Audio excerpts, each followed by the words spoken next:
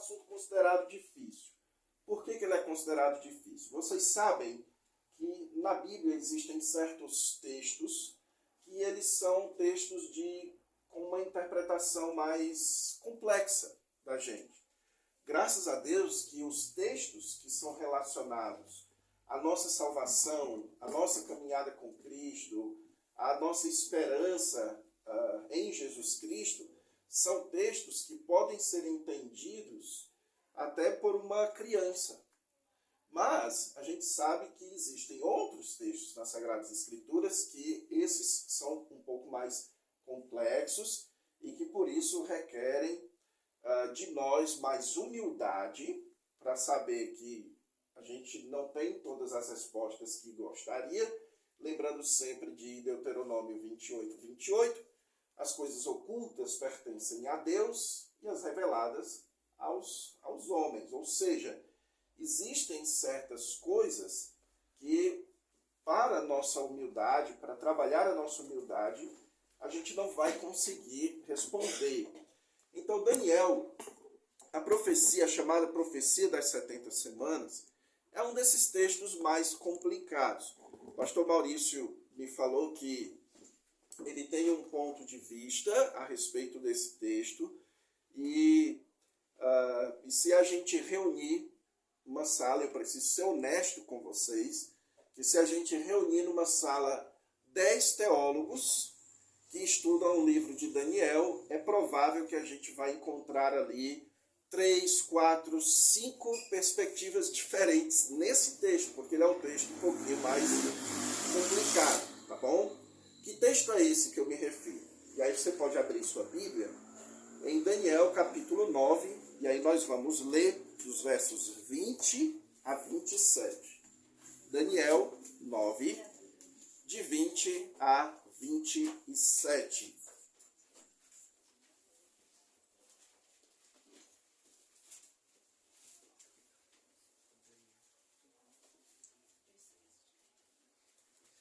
Eu, por uma questão de tempo, não vou expor o texto como no sentido de cada detalhe do texto, tá? Em algumas partes eu vou tentar falar de forma resumida, pegando os pontos principais, e quero trabalhar aqui com vocês os elementos centrais para a gente tentar entender aqui esse texto, tá bom?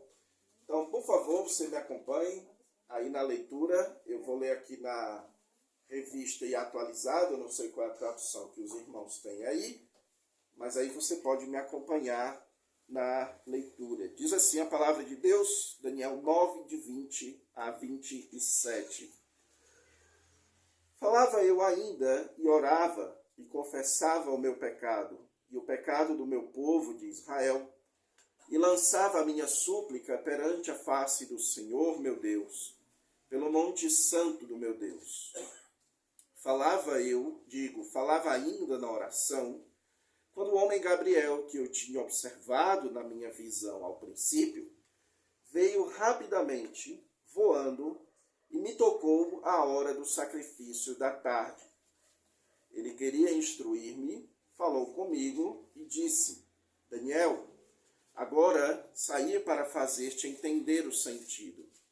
No princípio das tuas súplicas saiu a ordem e eu vim para te declarar. Porque és muito amado, considera, pois, a coisa e entende a visão. 70 semanas estão determinadas sobre o teu povo e sobre a tua santa cidade, para fazer cessar a transgressão, para dar fim aos pecados, para expiar a iniquidade, para trazer a justiça eterna, para selar a visão e a profecia e para ungir o santo dos santos. Sabe e entende, desde a saída da ordem para restaurar e edificar Jerusalém até ao ungido, ao príncipe, 7 semanas e 62 semanas.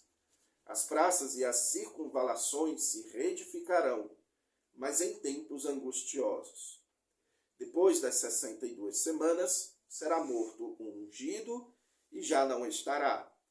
E o povo de um príncipe que há de vir destruirá a cidade e o santuário, e o seu fim será num dilúvio.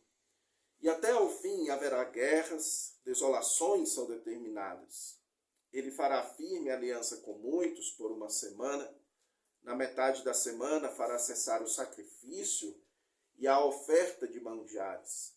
Sobre a asa das abominações virá o assolador, até que a destruição que está determinada se derrame sobre ele. Vamos orar? Amém. Querido Deus, obrigado pela tua palavra. Nós reconhecemos, ó Deus, a nossa incapacidade, a nossa limitação, e é por isso que nós precisamos do teu Espírito, não apenas para nos esclarecer aquilo que o Senhor quer que nós saibamos, mas também, ó Deus, para que nós tenhamos o fruto da humildade, da paciência, de saber, ó Deus, que precisamos sempre continuar estudando, cavando a tua palavra. Amém. Para encontrar as joias cada vez mais preciosas. Abençoe esse tempo, ó Deus, que seja um tempo de rica edificação para todos nós. Em nome de Jesus é que nós oramos. Amém. Amém.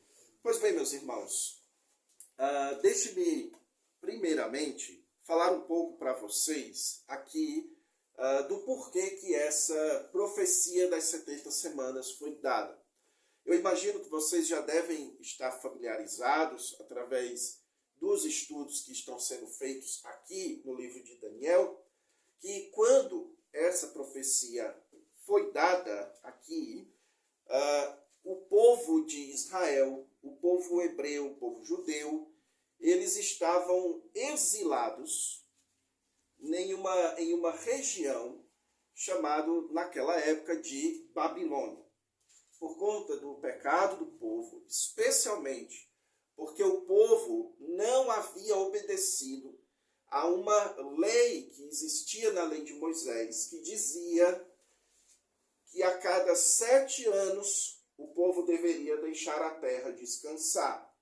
E aí lá na lei de Moisés dizia que se o povo não deixasse a terra descansar a cada 7 anos, Deus iria tirar o povo da terra para forçar a terra a descansar durante todo o tempo que o povo não deixou que ela descansasse. Isso estava lá na lei de Moisés, certo? Aconteceu que o povo de Israel deixou de deixar a terra descansar por 70 vezes. E aí o que aconteceu? Deus providenciou o Nabucodonosor, que era o imperador da Babilônia, e o Nabucodonosor, então, tirou o povo judeu lá da região de Jerusalém, da região de onde eles moravam, e isso em cumprimento da ordem do Senhor de que a terra tinha que descansar. Aí o que acontece? Quando a gente chega no capítulo 9 de Daniel, Daniel havia feito as contas de que a quantidade de anos, então, que o povo deveria ficar de fora da terra, deixando a terra descansar por causa do seu pecado, era de 70 anos. E aí, por volta de 67, 68 anos, depois que Nabucodonosor levou o povo lá para a Babilônia, Daniel faz essa oração, dizendo lá para Deus que já estava na hora, certo? Você pode ver isso lá no começo do capítulo 9, que de acordo com a profecia do profeta Jeremias e de acordo com a própria lei do Senhor, já estava na hora de chegar o fim a esse domínio que os babilônicos tinham sobre os judeus, deixando os judeus fora da sua terra. Então Daniel faz essa oração, tá bom? Aí o que acontece? O anjo Gabriel, ele vem e dá uma resposta para Daniel. Você encontra isso, essa narrativa aqui a partir do versículo 20. Uma coisa que eu quero chamar a sua atenção, certo? É que a oração de Daniel, final do versículo 20, ele diz que é pelo monte santo do meu Deus. Em outras palavras, Daniel está orando aqui por Jerusalém. Jerusalém, ela estava destruída, era uma cidade destruída, era uma cidade abandonada. Nessa época, pouquíssimas pessoas moravam lá. Todos os judeus, ou basicamente todos os judeus que moravam lá, foram exilados e levados para a Babilônia. E Daniel então se dá conta de que, de acordo com os cálculos, estava na hora de Deus restaurar Jerusalém. Só que aí, Gabriel chega para Daniel e diz o seguinte: olha, de fato, está na hora do povo voltar para a terra. No entanto, o processo de restauração de Jerusalém e do templo que fica em Jerusalém, ele levará muito mais tempo. Ele levará 70 semanas. Só que, obviamente, que Gabriel não estava falando aqui de 70 semanas de dias. Ok? Isso todo mundo concorda, que Gabriel não estava falando aqui que iria demorar mais 70 semanas de dias, ou seja, 70 vezes 7 dias. Entendem? Ele estava falando de 70 semanas de anos.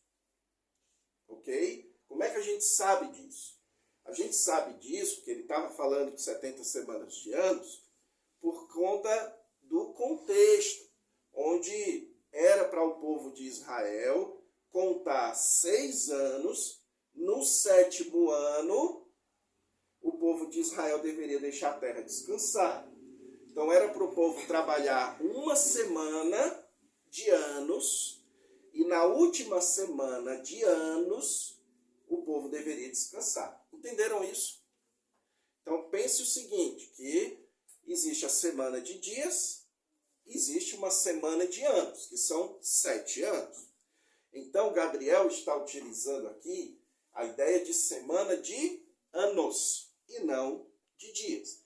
Em outras palavras, o anjo Gabriel está falando aqui com Daniel a respeito de quanto tempo iria levar para que Jerusalém e o templo em Jerusalém fossem restaurados.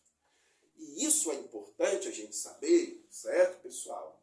Porque muitas vezes a gente acaba perdendo de vista as principais informações do texto, porque a gente está preocupado com outras informações.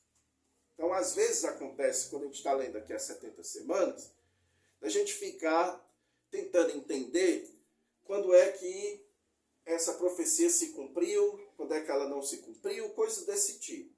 E a gente acaba não se dando conta sobre o que é que o texto está de fato dizendo. Esse texto aqui, essa profecia, ela é uma profecia não é uma profecia sobre, certo? O fim da história humana. Não é uma profecia sobre o Apocalipse, tá? Não é uma profecia sobre, aí é mais debatido, sobre quando é que o Messias iria vir para Israel. Essa é uma profecia sobre o quê? Essa é uma profecia sobre a restauração da cidade de Jerusalém e do templo. Entenderam isso? Então, se você perceber, versículo 24 diz: 70 semanas estão determinadas sobre o teu povo e sobre a tua santa cidade. Então, o assunto aqui é a respeito da restauração de Israel, o povo, e da cidade de Israel. Que cidade é essa? Jerusalém. Tá? Então, Daniel estava preocupado com isso. E aí, se você continuar, ele fala, olha, para fazer cessar a transgressão, dar fim aos pecados, expiar a iniquidade. Tudo isso eram coisas, meus irmãos, que eram feitas no templo, certo? Era no templo de Jerusalém, onde o povo tratava as suas transgressões diante de Deus. Vocês devem conhecer isso, que o povo levava os seus sacrifícios, os sacerdotes realizavam os sacrifícios, havia um dia no ano chamado Dia da Expiação, em que o sumo sacerdote entrava no santuário, depois ele saía, aspergia o sangue sobre o povo. Então tinha todo um sistema que era o sistema que Deus havia estabelecido para lidar com o pecado do povo. Para que Deus pudesse dizer, olha, agora vocês estão perdoados. Então, no final dessa listinha, ele fala, e para ungir o Santo dos Santos. O que era o Santo dos Santos? Vocês lembram? O Santo dos Santos era um lugar mais sagrado que tinha no templo. Então percebam mais uma vez, que a profecia das 70 semanas, ela é uma profecia sobre o povo judeu, Jerusalém e o templo. Tá bom? Isso aqui é uma das coisas mais importantes para a gente saber sobre as 70 semanas. Pastor, então ela não é uma profecia sobre a vinda do Messias, sobre quando é que o Messias viria, ou como é que aconteceria o final dos tempos? Eu estou aqui dizendo para os irmãos que dentro do contexto de Daniel, não é sobre isso, tá? A gente vai ver que o Novo Testamento, ele vai fazer alguns usos desse texto aqui. Mas dentro do contexto aqui de Daniel, o assunto da profecia, vamos lá. Eu estou repetindo aqui porque isso aqui é muito importante, tá? Essa é uma profecia sobre, me respondam, digam aí.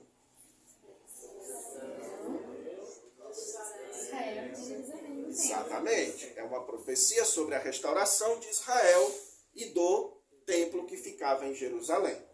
Ok?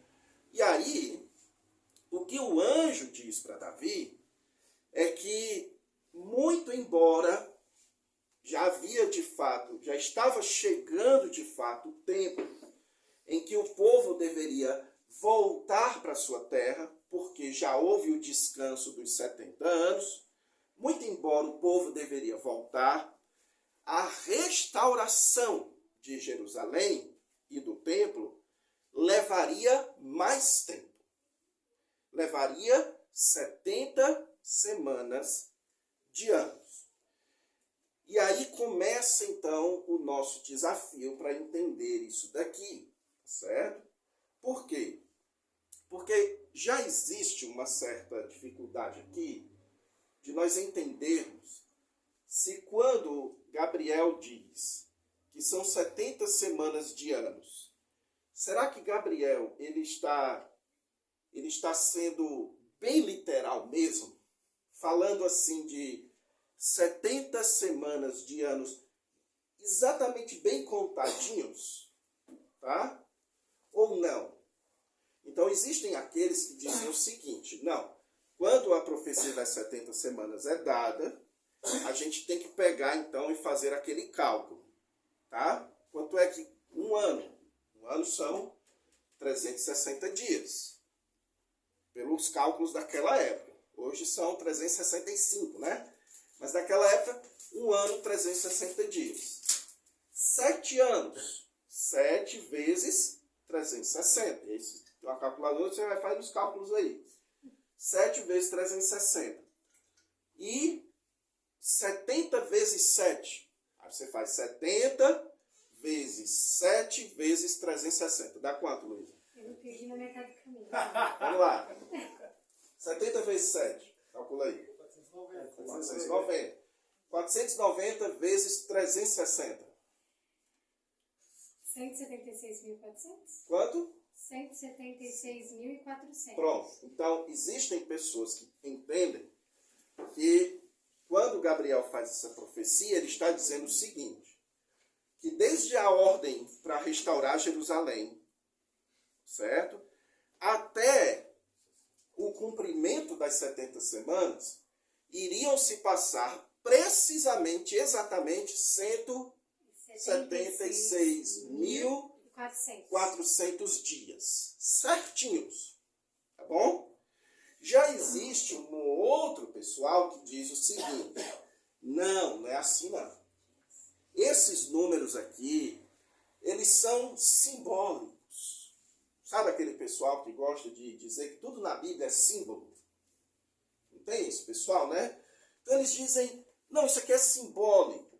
Isso daqui, por exemplo, representa, na verdade, toda a era da história da igreja, desde que essa profecia foi feita até hoje. Então, a gente não precisa contar quantos dias vão ser, porque tudo isso é simbólico. Tá? Agora, o que é que eu proponho, o que é que eu sugiro aqui, meus irmãos, é que nós tentemos entender o texto à luz de como é que datas, como é que tempos eram contados naquela época. Tá?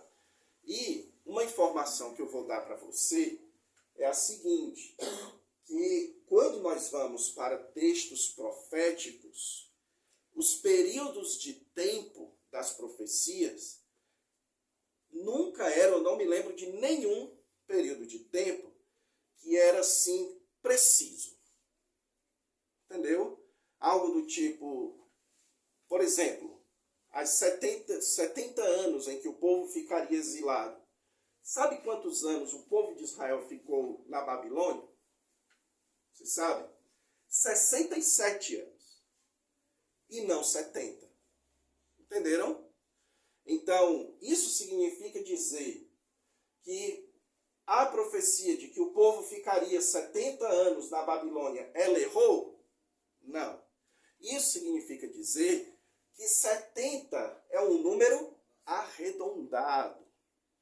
É para a gente ter uma noção de uma faixa de tempo, mas que não é necessariamente aquilo. Vou dar outro exemplo para vocês. Lá em Mateus capítulo 24, Jesus fala do período da grande tribulação. E aí Jesus diz o seguinte, que por causa dos eleitos, esse período ele foi abreviado. E aí, quando a gente vai lá no livro de Daniel, ele fala de um tempo, 2 tempos e metade de um tempo. Ou seja, 3 anos e meio. Mas será que são 3 anos e meio contadinhos assim? Não, é para a gente ter uma noção de faixa de tempo.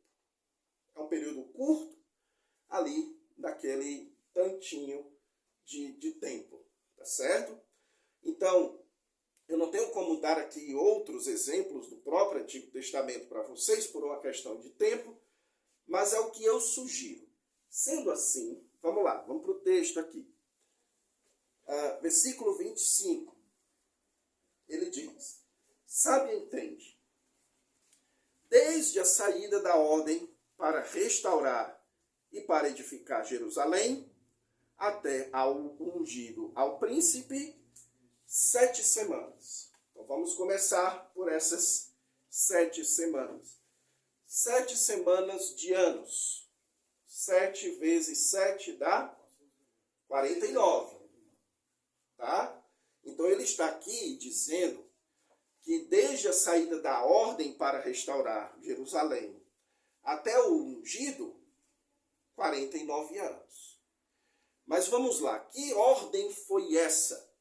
Se você for analisar diversos textos do Antigo Testamento, é inegável, meus irmãos, que esse texto aqui está se referindo há uma ordem que foi proferida por um grande imperador chamado Ciro Gomes.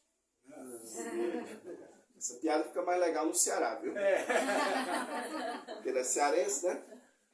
Então, um grande imperador chamado Ciro, ok?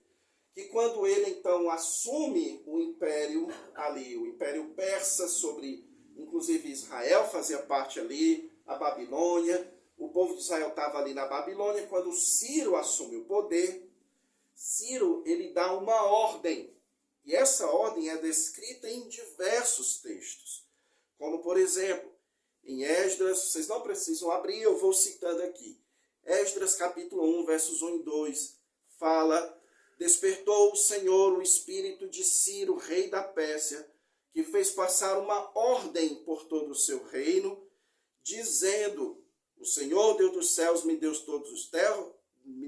todos os reinos da terra, e me encarregou de lhe edificar uma casa em Jerusalém. Ou seja, lá no livro de Esdras, é dito que o próprio Ciro, ok, entendia, isso era comum naquela época, infelizmente a gente não pode desenvolver isso também, mas Ciro entendia que Deus estava usando ele para restaurar Jerusalém e o templo de Jerusalém. Você tem outros textos, em 2 Crônicas 36, quando ele fala lá de uma ordem de Ciro para que o povo edificasse uma casa em Jerusalém. Em Isaías 44 fala que Ciro é o meu pastor e cumprirá, e que diz: Jerusalém será edificada, o templo será fundado. Em Esdras 6 também fala de um decreto de Ciro e de Artaxerxes com base no decreto de Ciro. Então o que a gente percebe aqui, pessoal, é que houve um decreto, uma ordem do imperador Ciro de que o povo de Israel podia voltar para sua terra, reconstruir a cidade de Jerusalém e reconstruir o templo.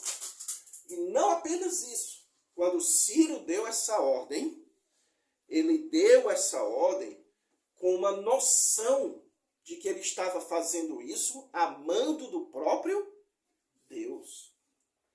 Existe uma história que são contadas nos livros judaicos, que quando Alexandre o grande conquistador macedônico Alexandre o Grande, chegou para conquistar Jerusalém, os judeus que ali habitavam mostraram para ele as profecias do livro de Daniel. E ele ficou assim, se achando, né? Porque ele se sentiu como um agente de uma profecia da parte de Deus, de alguém que estava cumprindo a profecia. Então assim também acontecia com Ciro. Ciro entendia que essa ordem precisava ser dada. E aí, meus irmãos, o texto diz, portanto, que da ordem que Ciro deu até o ungido, o príncipe, 7 semanas, 49 anos. A minha pergunta é, da ordem de Ciro até Jesus foram 49 anos? Não. Certo? Foram, sei lá, não fiz o cálculo aqui, mas uns 500 anos, pelo menos. Entenderam? Então, quando o texto aqui de Daniel fala do ungido, do príncipe, ele não está falando de Jesus. Eu digo para vocês que no dia que eu fui estudar esse texto, para ensinar, na escola Charles Spurgeon, né? Aí eu fui estudar bem. E eu descobri isso, que esse texto não está falando de Jesus, foi uma decepção para mim. Porque esse era um daqueles textos que você lê e diz assim, aqui uma baita profecia sobre o Messias, né? Mas não é bem assim, tá? Aqui ele está falando que da ordem de Ciro até o ungido, 7 semanas. Isso significa dizer que ele está falando de alguém que ele considera ungido, Gabriel considera ungido, que apareceria por volta de 49 anos, desde a ordem de Ciro, e que esse ungido seria o responsável por iniciar a reconstrução de Jerusalém e do templo. E aí, eu pergunto a vocês, há alguém no Antigo Testamento? Isso aqui é uma pergunta difícil, viu? Pergunta nível avançado aqui, que eu sei a resposta porque eu estudei. Tá? Não é porque assim, eu sei, não. É porque eu estudei para ensinar para vocês. Mas se eu não tivesse estudado, tem que ser... vai ganhar uma Bíblia, se acertar essa. Existe alguém no Antigo Testamento que é chamado de ungido e que foi responsável por dar início à reconstrução de Jerusalém e do templo?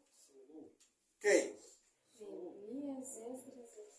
Tá chutando, é isso mesmo. Hora que chega lá. Neemias, Zorobabel e Josué. Exatamente.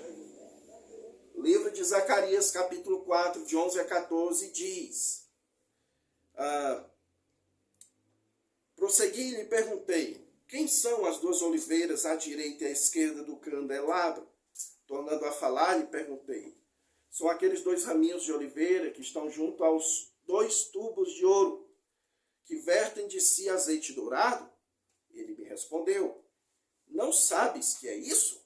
Eu disse, não, meu senhor. Então ele disse, são 2 ungidos que assistem junto ao Senhor de toda a terra.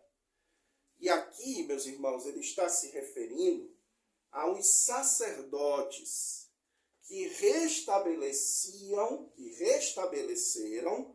os elementos do templo. Então, no Antigo Testamento, o termo ungido era utilizado para se referir ao rei de Israel, mas também era utilizado para se referir ao principal sacerdote de Israel. Ok? E qual era o nome do principal sacerdote de Israel, que logo, algumas décadas depois da ordem de Ciro, foi o responsável por iniciar a reconstrução de Jerusalém e do templo?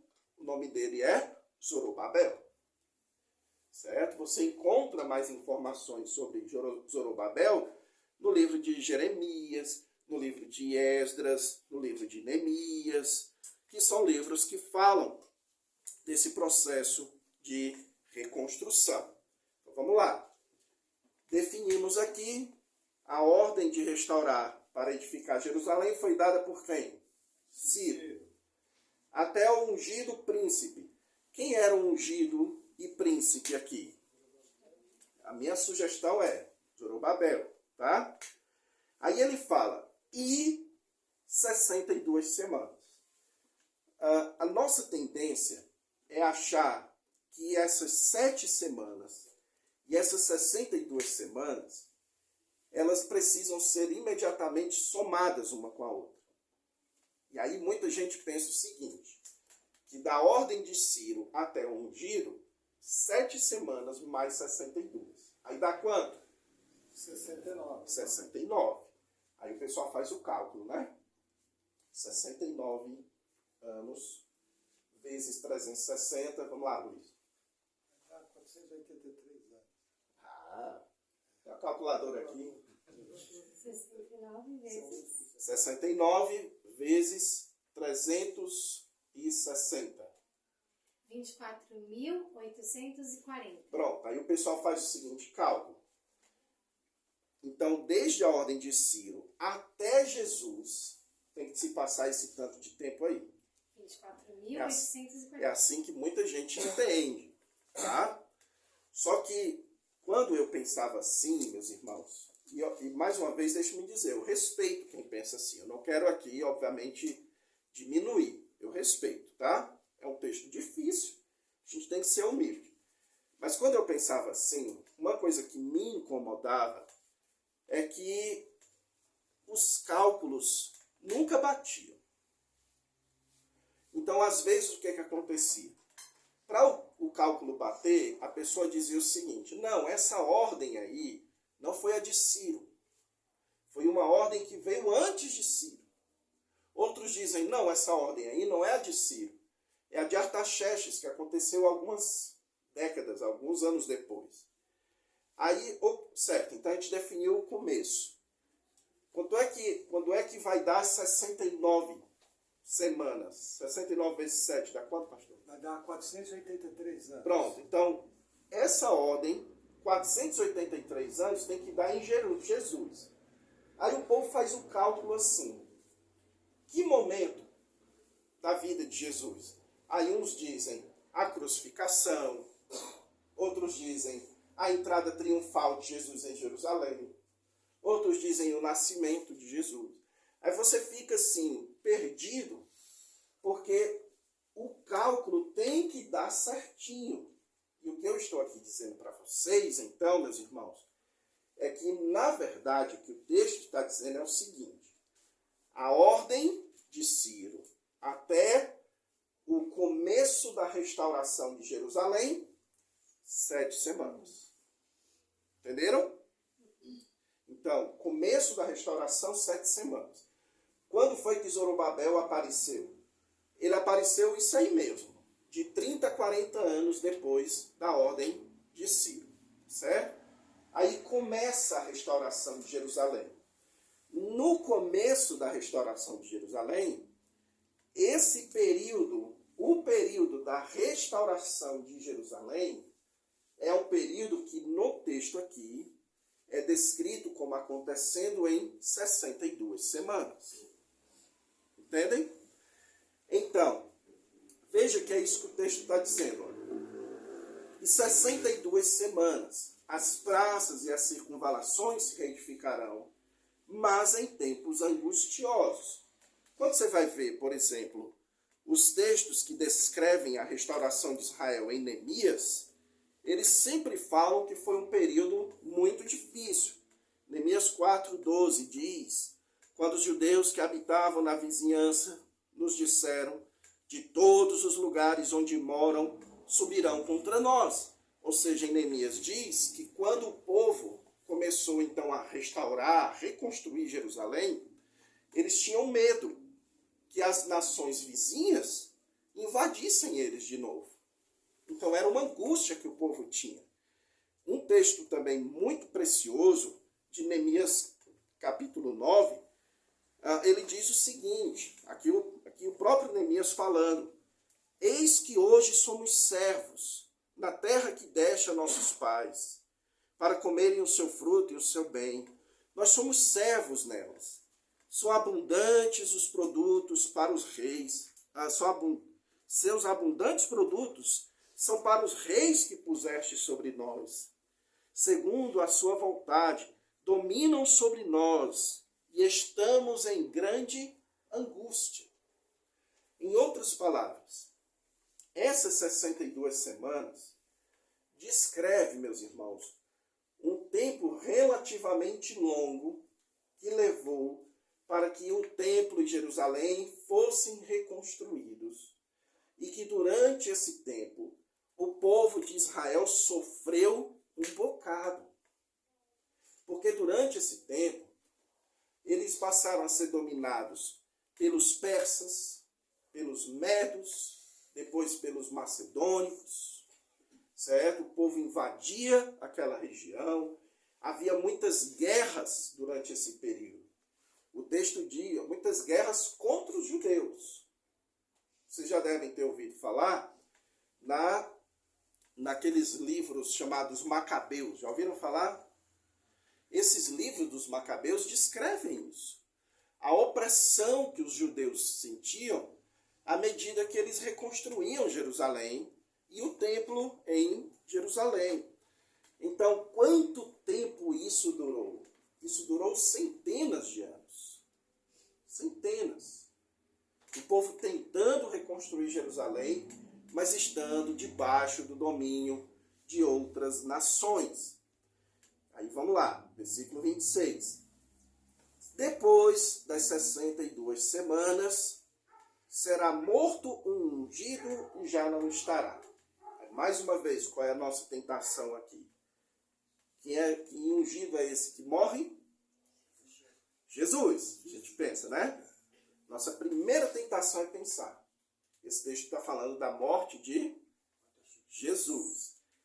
Mas a minha sugestão é que a ideia de ungido aqui seja a mesma ideia que apareceu anteriormente. Então, quem é o ungido aqui? É o sumo sacerdote. O responsável por reedificar Jerusalém e o templo. Tá certo? Pastor, tem algum texto que fale sobre pessoas desse tempo? Tem no próprio livro de Daniel. Abra aí no capítulo 11, no verso 22.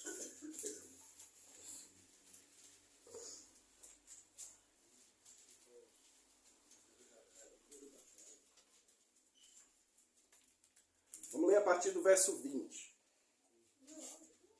Diz assim, ó. Levantar-se-á depois, em lugar dele, um que fará passar um exator pela terra mais gloriosa do seu reino. Mas em poucos dias será destruído, e isto sem ira nem batalha. Depois se levantará em seu lugar um homem vil, ao qual não tinham dado a dignidade real. Mas ele virá caladamente e tomará o reino com intrigas. Preste atenção ao verso 22. As forças inundantes serão arrasadas de diante dele. Serão quebrantadas, como também o príncipe da aliança. Então, vamos lá. Aqui ele está se referindo a quem no capítulo 11? Ele está falando de um rei, certo? Que ele, quando fosse consagrado rei, através de intrigas, ele então, através de intriga, quando ele fosse consagrado rei, ele iria agir de forma inesperada, caladamente, inesperada, mas avassaladora, contra o povo de Israel. E especialmente contra o príncipe da aliança. Quem era considerado, quem era esse chamado de príncipe da aliança? O responsável pela manutenção da aliança de Deus com o povo era o sumo sacerdote. Então, o que ele está querendo dizer é que haveria de chegar um rei que assumiria o trono através de intrigas, e quando ele assumisse o trono, ele inesperadamente agiria contra o povo e especialmente contra o sumo sacerdote. Isso aconteceu, meus irmãos. Isso aconteceu. Se você estudar a história de como aconteceu o domínio sobre Israel depois da morte de Alexandre o Grande, você vai perceber que houve um homem muito espertinho que, através de muitas intrigas, através de casamentos casados, ele assumiu o governo daquela região. O nome desse homem era Antíoco IV, ou mais popularmente conhecido como Antíoco Epifânio, porque ele era louco. Ele era um caba meio sedento por confusão. Então, ele ficou popularmente conhecido como Antíocos Epifânios. E quando ele assumiu o governo, ele fechou uma aliança com os sacerdotes. Isso está documentado historicamente. Só que, inesperadamente, ele entra em conflito com os sacerdotes e ele manda matar o sumo sacerdote. Esse sumo sacerdote, quando Antíoco Epifânio fez isso, ele se chamava Onias.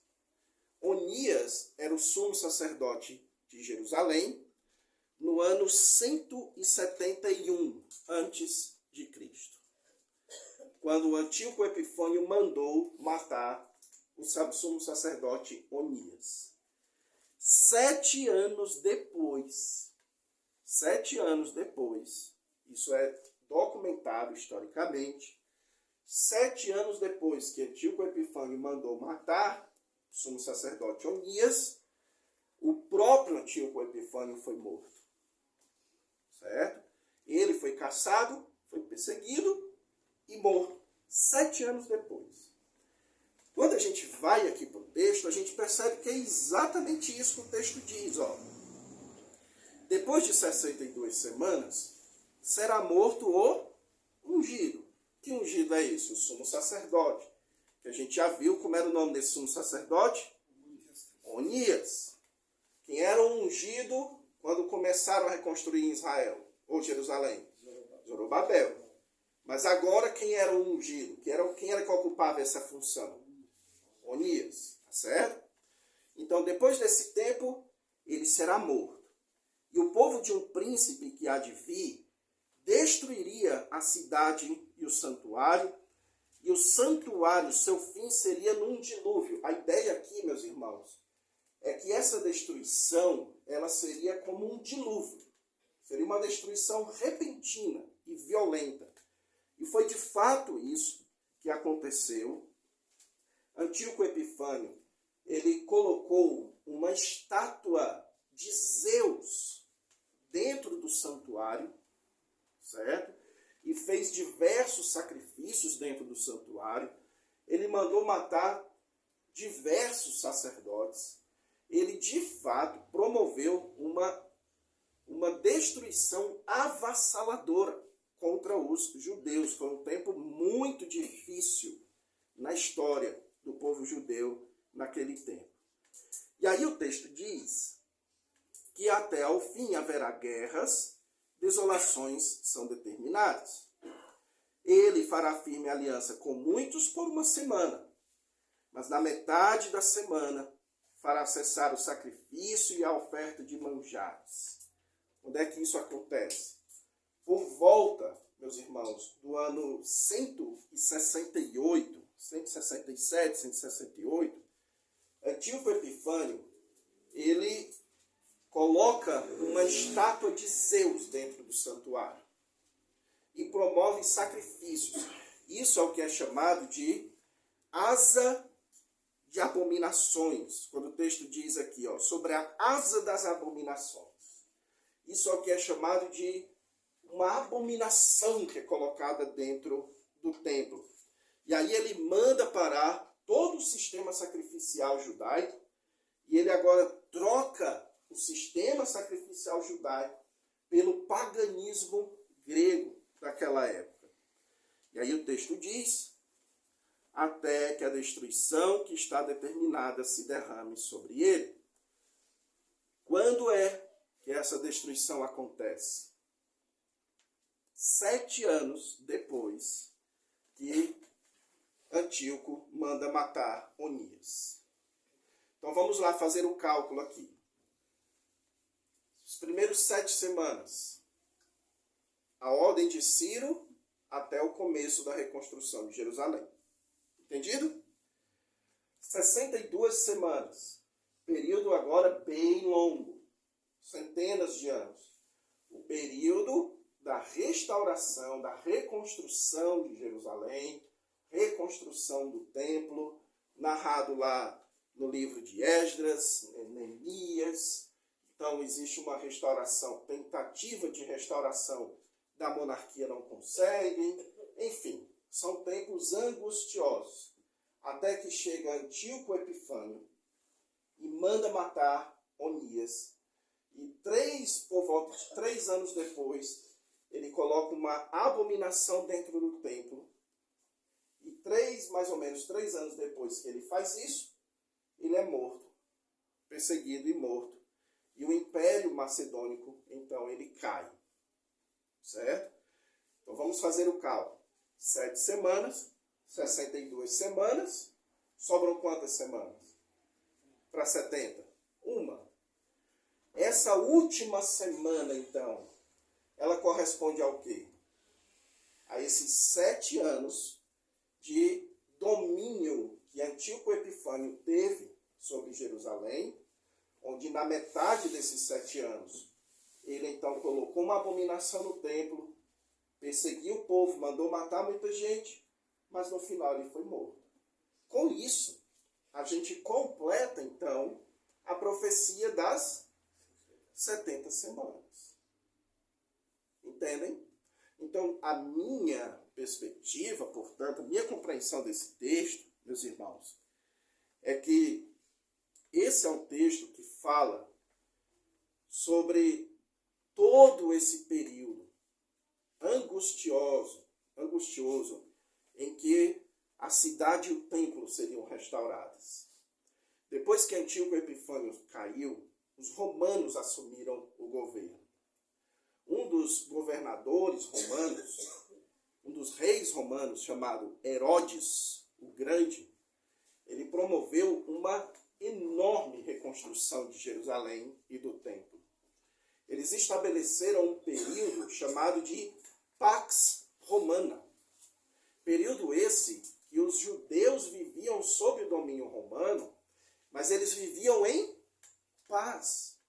Inclusive, uma das razões pelas quais Pilatos concordou em crucificar Jesus foi porque os judeus afirmaram para Pilatos que Jesus colocava em risco a paz com os romanos.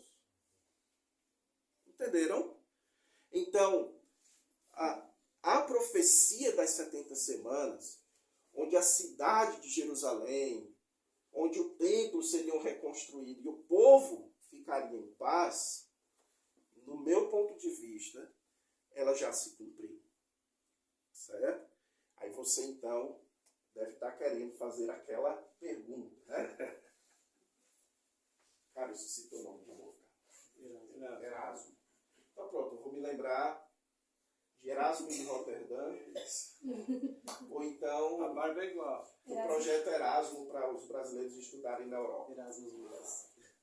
Então, Erasmo, eu sei qual é a pergunta que está na sua cabeça. Isso significa dizer, pastor, que a profecia das 70 semanas não tem nada a ver com a gente hoje? Não significa dizer. Por quê? Porque o Novo Testamento, aí eu vou encerrar nesses textos.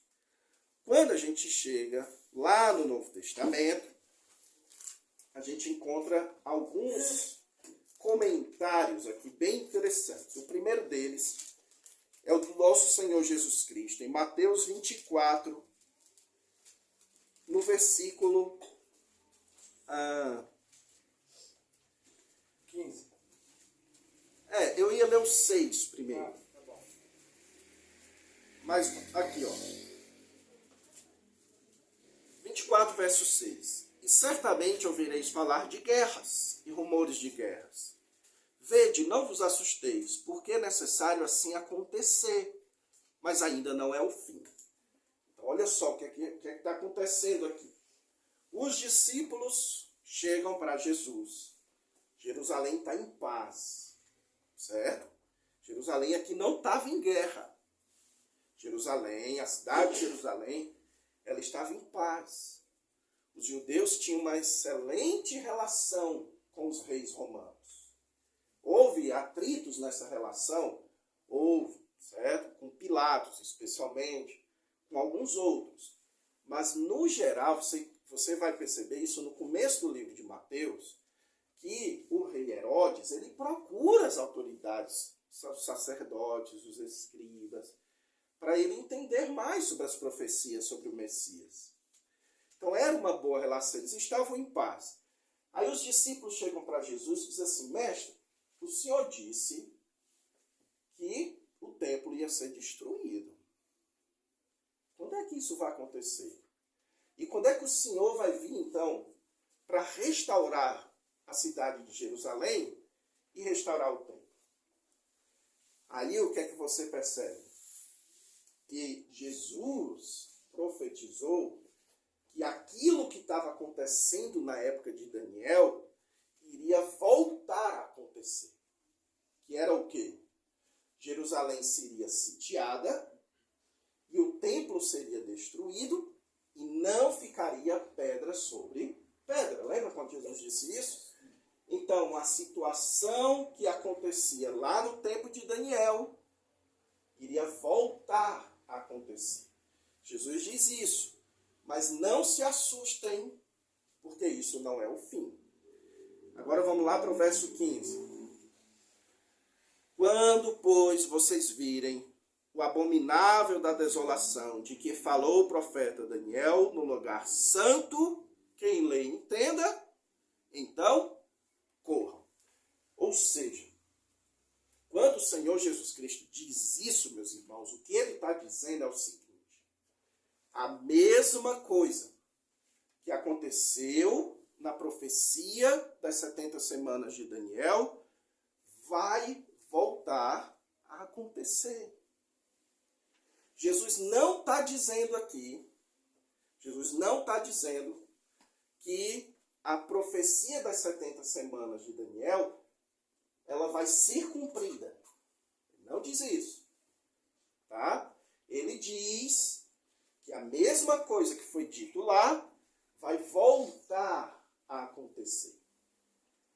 Que haveria de chegar, assim como foi dito na profecia das 70 semanas, haveria de chegar uma abominação, alguém que iria sitiar Jerusalém, fazer uma abominação dentro do templo e iria destruir tudo depois.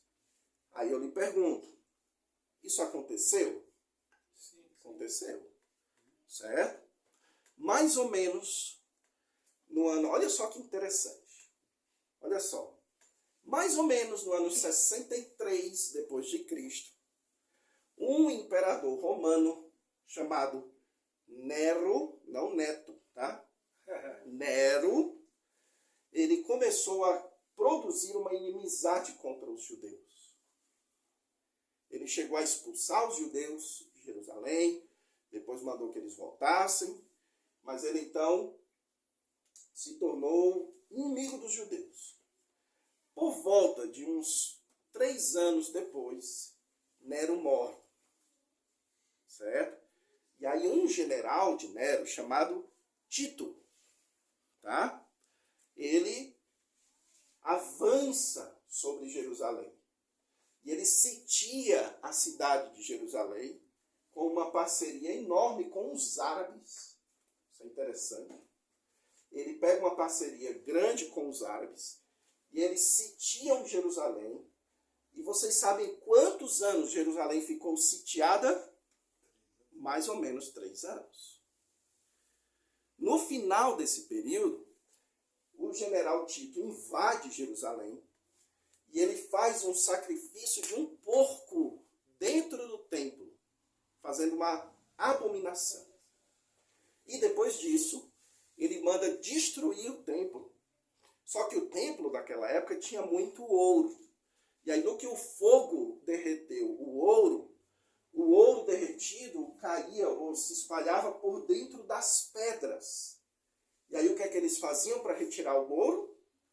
Eles tiravam, não deixavam pedra sobre pedra. Exatamente como o Senhor Jesus Cristo diz. Então, o que a gente percebe com isso, meus irmãos, é que o Senhor Jesus Cristo, ele não está dizendo que isso seria o cumprimento das 70 semanas, mas que isso seria uma espécie de repetição do que Daniel falou. Tá? Mas pastor, isso aí aconteceu no ano 70, então não tem nada a ver com a gente? 2 Tessalonicenses capítulo 2, verso 8.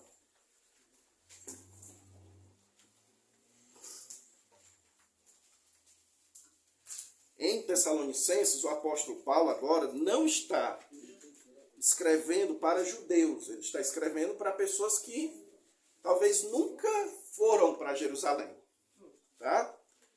E ele diz diz o seguinte, 2 Tessalonicenses 2, verso 8. Eu tenho o texto aqui, mas deixa eu abrir também.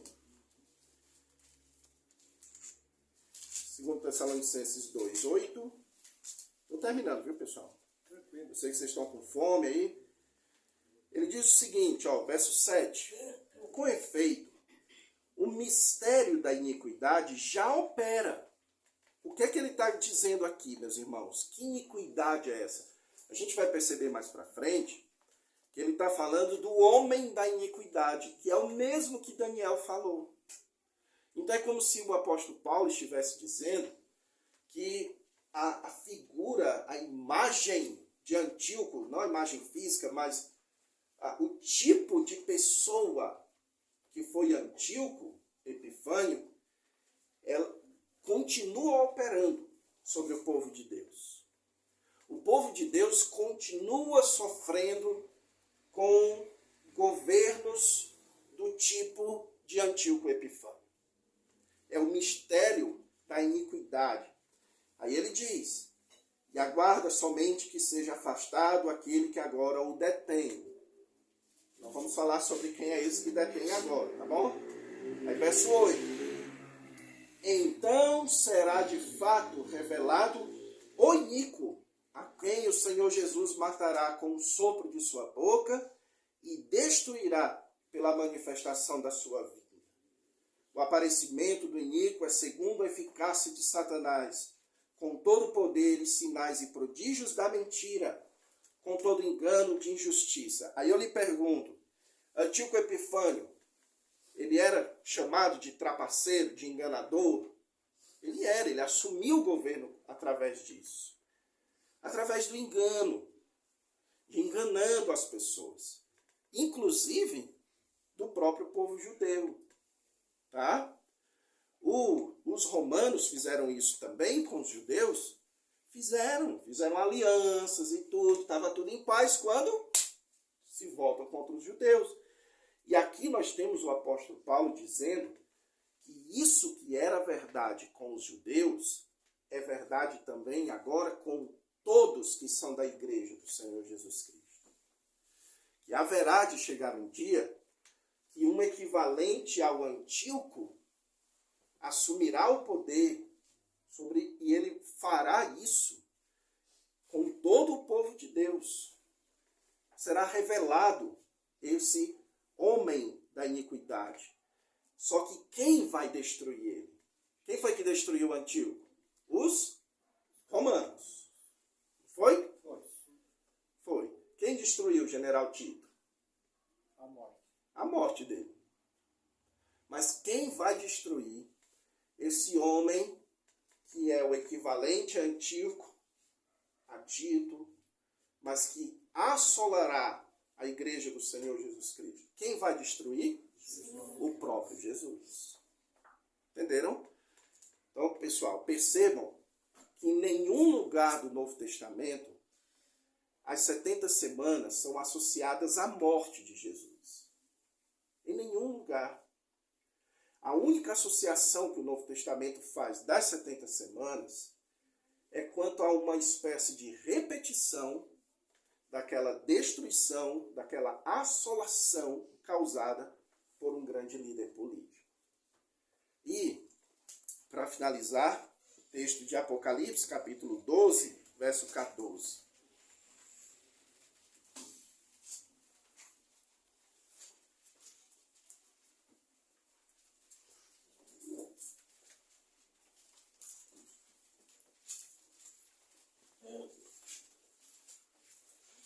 Vou encerrar com esse texto, fazer alguns comentários, algumas aplicações, e a gente então conclui.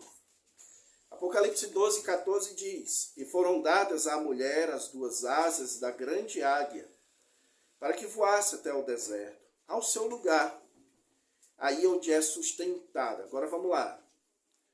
Ela voa até o deserto. Então, ela sai da sua terra e é levada para o deserto. Tá bom? Então, quem teve na aula inaugural lá de Hebreus, lembra que eu falei sobre essa ideia?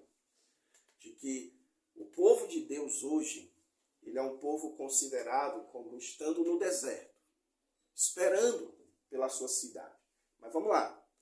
Eu não estou dizendo que é o sentido aqui, tem alguma coisa a ver. Ali onde ela é sustentada durante um tempo, tempos e metade de um tempo, ou seja, por volta de 3 anos e meio, fora da vista da serpente. Então, que serpente é essa?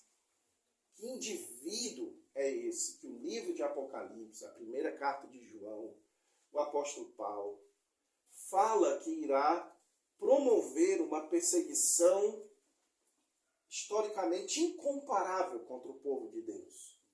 Nós temos um termo popular para esse indivíduo. Qual é? Anticristo. Certo? Então, quando o anticristo for revelado, isso não é, no meu ponto de vista, respeitando os que pensam diferente, não é, a meu ver, o cumprimento da última semana de Daniel, mas sim uma repetição da última semana. Assim como essa última semana foi repetida de 63 a 70 depois de Cristo, ela será repetida, só que agora numa escala global, contra todo o povo de Deus. E aí, meus irmãos, o que eu digo para vocês é que nós estamos cada vez mais perto disso acontecer. Saibam que o mundo de hoje, ele é muito mais parecido com o mundo da época de Jesus do que ele era há 20 anos atrás. Entendeu? Na época que o pastor Maurício tinha o quê? Há 20 anos, ou tinha o quê? 25 anos? Não, tinha 38. Na época que o pastor Maurício tinha 38 anos, meus irmãos, ninguém era cancelado por ser crente. Não existia isso. Certo? Quando o pastor Maurício tinha seus 38 anos, a gente sabia que existia perseguição. A gente sabe que existe perseguição contra os crentes no mundo, não sabe? Mas no mundo como o Brasil, Estados Unidos, existe hoje um movimento, meus irmãos, de silenciamento dos cristãos. Silenciamento. Onde os cristãos não podem mais se pronunciar publicamente sobre determinadas crenças, sob o risco de serem presos. E isso está cada vez mais se agravando. Hoje, o mundo está cada vez mais propício para... Você pode ser muçulmano, você pode ser budista, você pode ser um muçulmano, você não é um perigo para a sociedade. Por quê? Porque se você pega um caminhão e você joga contra as pessoas, ninguém vai dizer um terrorista muçulmano jogou o caminhão sobre as pessoas. Eles vão dizer o quê? Caminhão. É assim que eles falam. Porque não tem perigo ser muçulmano, não tem perigo ser budista, não tem perigo ser espírita, não tem perigo ser nada disso. Agora, ser crente tem. Certo? Ser crente tem. Aqui no Brasil, não só no Brasil, na Europa, nos Estados Unidos, você não pode ser homofóbico, você não pode falar mal de gay, você não pode ser machista, você não pode falar mal de mulher, você não pode ser racista, você não pode falar mal de negro, você não pode ser islamofóbico, falar mal de islamista, muçulmano, você não pode ser intolerante religioso, falar mal de budistas, de shintoístas, de confucionistas, mas de crente você pode. Já perceberam isso? Não tem problema. Não tem problema. Você ir na televisão e dizer que, por mim morre os crentes tudinho. Não tem problema. Ninguém vai lhe prender por isso. Mas se você for na TV e disser, para mim morrem todos os gays, por mim morrem todos os muçulmanos, certo? Não, nunca diga isso, tá bom? Mas se alguém disser isso na TV, essa pessoa é presa imediatamente. O que é que eu quero dizer com tudo isso, meus irmãos? O que eu quero dizer com isso é que a profecia das 70 semanas, elas estabelecem para nós um padrão de como é que as coisas vão acontecer no futuro. E nós precisamos saber que aqueles que se levantarem contra o povo de Deus não ficarão impunes. O nosso Deus virá em nosso socorro. Então não tema aqueles que se levantam contra nós. O nosso Deus, ele se levantará também em nosso favor. Tá? Não tenha medo do futuro. Não tenha medo de ter filhos. Não tenha medo de ter netos. De trazer pessoas para um mundo que está ficando cada vez pior. Não, porque o Senhor virá. Tá certo? Se você trouxer filhos e netos para este mundo, quem sabe não serão esses seus filhos e seus netos que verão o Senhor Jesus vindo nas nuvens com poder e grande glória. Tá? Então, as 70 semanas não é para nos gerar medo, mas para nos gerar confiança. De que mesmo que os homens se levantem contra nós, o nosso Deus também se levantará em nosso favor. Amém? Vamos orar. Querido Deus, obrigado, Senhor, porque o Senhor nos deu a Tua palavra que é tão rica. Nós pedimos a Ti, ó Deus, que o Senhor tenha paciência com as nossas limitações. Nós sabemos que o Senhor tem e agradecemos por isso.